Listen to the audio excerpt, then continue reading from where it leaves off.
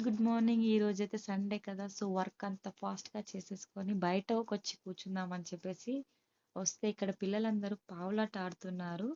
ఈరోజు స్పెషల్ ఏంటి అంటే వాళ్ళైతే బోనాలనేది రెడీ చేస్తున్నారంట. ఎందుకంటే మా ఏరియాలో ఈరోజు చిలుకానగర్‌లో ఎల్లమ్మ బోనాల పండుగ చేస్తున్నారు. సో, అందుకోసం అని చెప్పేసి వీళ్ళు కూడా వీళ్ళ ఆటలో బోనాలనేది రెడీ చేస్తున్నారు.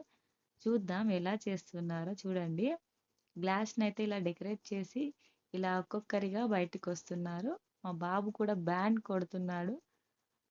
ఇలా ఒక్కొక్కరిగా వస్తూ వాటర్ అనేది పోస్తున్నారన్నట్టు చూడండి.